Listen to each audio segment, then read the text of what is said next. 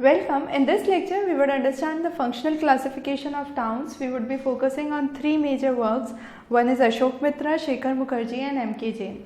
Now, when we talk about functional classification of town, we can understand that what we are trying to do here is firstly trying to classify the towns based on their functions. So till now, like prior to what are the present approaches that are being used, the approach was mainly dominant function approach.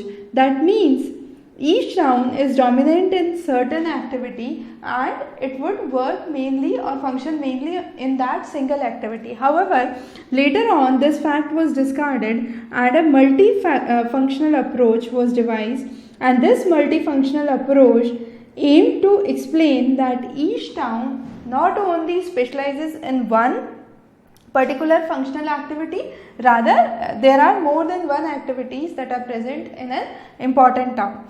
Now, when we talk about classifying towns, we can use various techniques to understand the classification. We can either use statistical techniques or non-statistical techniques. Now again, when we are talking about classification of towns, we totally ignore the agricultural activity. So when we talk about the industrial classification that's given here, so according to 1961 and 71 census, there were 9 categories under which the industrial classification was given. Category 1 was cultivation, 2 agricultural labors, then you had forestry, fishing and plantation. All these 3 activities were considered as primary activities. Then you had mining and quarrying. Then 5 was classified into 2, household and manufacturing other than household, and all these were secondary activities. And finally you had construction, trade, commerce, transport and services. All these were tertiary activities. So this classification stood true for 1961 and 71. However, in 1981, the functional classification was not given because the town level industrial data was not available for 1981. 1991, you again had the classification, and in 2001, the classification was categorized rather than this 9 categories, it was simply classified into 4 categories, that was cultivators, agricultural laborers, workers in household and other workers. So this classification could not again give a good representation for the functional classification of towns as the classification for 1961 and 71 could lead. Now, when we are trying to understand this, it was first given by Amrit Lal in 1951 in India, who tried to explain nearly 67 1 lakh cities and gave a concept to understand and classify the towns based on the activity that is predominant in the town. Later on in 61-71, it was Ashok Mitra who was then the Registrar General, and he tried to explain, being a Registrar General of Census, he tried to use the census data from the industrial workers tabulation, and he tried to explain first without mathematical approach how a certain region functions in certain activity, and later on towards the end of 1971, he tried to explain the classification based on quantitative approach, and under that he tried to explain the factor analysis and cluster analysis. Later on, Qazi Ahmad tried to follow the model given by Ashok Mitra, and he explained that it is not only factor analysis but cluster analysis and quantitative analysis that is required. However, his approach was very much complicated and it was ignored.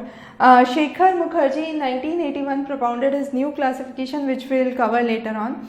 So let's first start with the very first classification that was given by Ashok Mitra. So Ashok Mitra explained that since we are talking about functional classification of towns, we will not consider category 1 and 2. Those are purely agricultural and should be meant only for the rural areas. So he started from categories 3 to 9 as given in the census, and he classified category 3, 4, 5 and 6 under manufacturing. He classified 7 and 8 under transport and trade, and finally category 9 under services. So this was the broad classification that Ashok Mitra laid forward. However, he further classified these under different categories. He said if manufacturing town, the percentage of worker in manufacturing town is greater than the trade and transport and the service town by 20%, we call it a manufacturing town. Under manufacturing town, he classified it into three heads: mining, artisan towns and manufacturing towns. So under mining, he said under manufacturing it was 3, 4, 5 and 6, the 4 categories. He said if the percentage of worker is greater in 3 as compared to 4, 5 and 6 by 10%, we call it a mining town.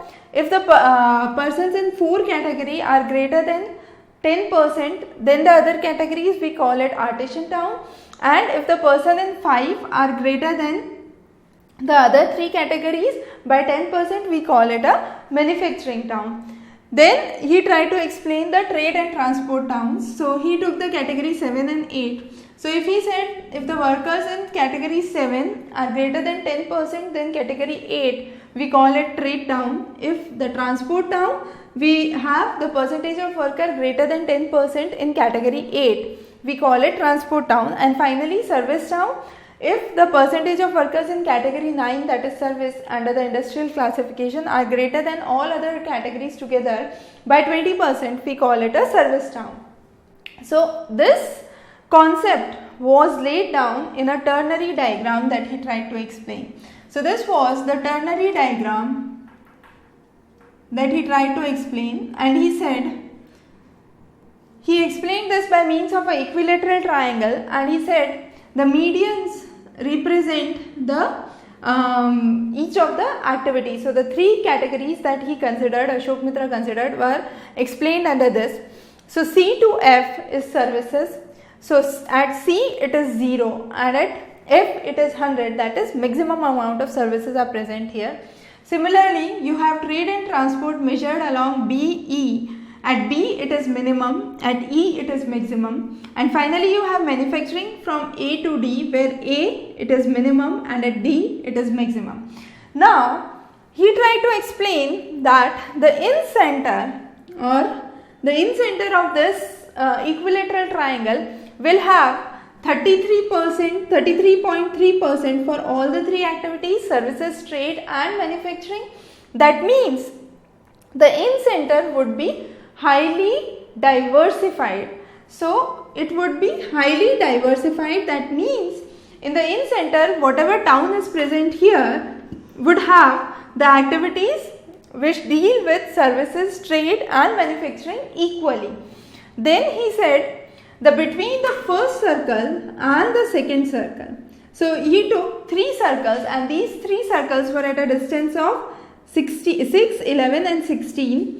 That is 40, 45 and 50% from the in-center. So this forms 50% from the in-center. Now what he tried to explain was the region between in-center and the first circle forms the moderately diversified towns. So if you have any town which is located here, it would be moderately diversified.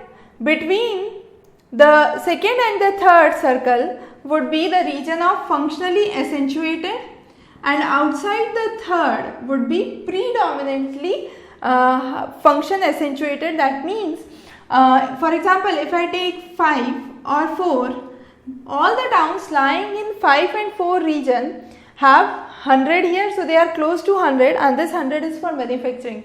So 5 and 4 and 5 would be predominantly manufacturing towns. Then similarly I can explain this is 100 and this is services. So 1 and 6 would be predominantly services, and then you have 2 and 3 which are close to this 100, which is trade. So 2 and 3 region would be predominantly trade towns. So that was the idea he tried to lay down in his ternary diagram and explain how certain towns have predominantly manufacturing activity while other towns have predominantly service or trade activities. Based on this classification, he laid down certain towns in India. For manufacturing, he said Ahmedabad, Surat, Jamshedpur, Ludhiana are some of the major towns. For trade, he found out that Vijayawada in Andhra Pradesh, then you have Khatiyar in Bihar and Siliguri are mainly trade towns. And finally, for the service sector, you have Chandigarh, Bhubaneswar, Shillong and Agartala as the major service towns that were laid forward. Now the next classification that was given was by Shekhar Mukherjee. Now Shekhar Mukherjee did a kind of revolutionary study under classification of town. The most important, however, among all these being the Ashok Mitra's study. Shekhar Mukherjee tried to use 1981 classification and he tried to classify towns based on the migratory and circulation behavior. So how people circulate and the migratory characteristics were considered before laying down the concept of functional classification of towns. So under his theory, he tried to use factor analysis to classify towns. Along with factor analysis, he used cluster analysis and hierarchical studies.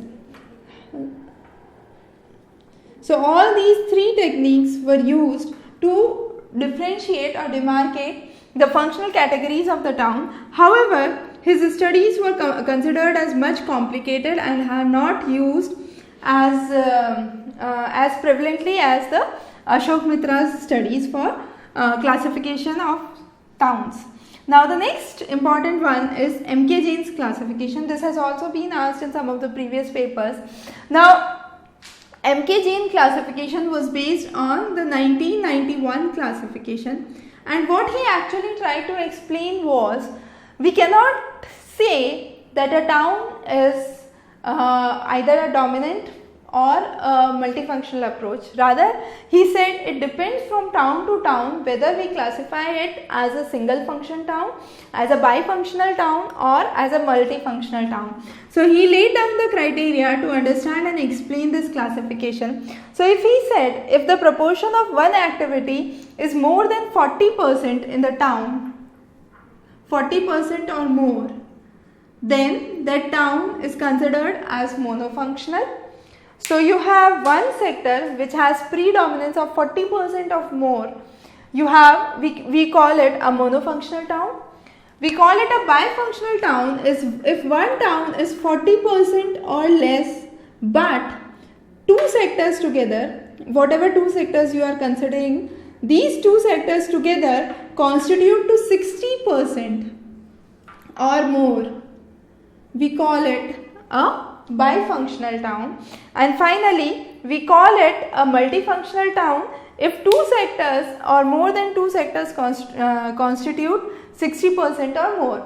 So you have multifunctional, bifunctional and monofunctional approach that was laid down under M.K. Jain's classification. He also tried to explain if one of the four activities are predominant from mining, forestry, manufacturing and construction, we classify those as subcategories or subgroups. So one of the four, if it is predominant from forestry, mining, manufacturing and construction, we classify those as a subgroup of the main functional classification. So this was his main idea that he laid down, and he also tried to explain the incorporation of primary sector. The primary sector included the agricultural sector in contrast to what was ignored by the Ashok Mitra's classification, where he said that agriculture is totally meant for rural areas, we cannot include those in urban areas. However, M.K. Jain classification tried to include the urban area as well. So based on those categories, he tried to explain that we can say whether a town functions solely for one activity, can function for two major activities, or can be highly diversified and can function for multiple activities. So these were the three important classifications that we need to study under a functional classification of town. We will be covering some more topics which are important for the upcoming examination. You can subscribe to our channel for further updates. Have a good day ahead.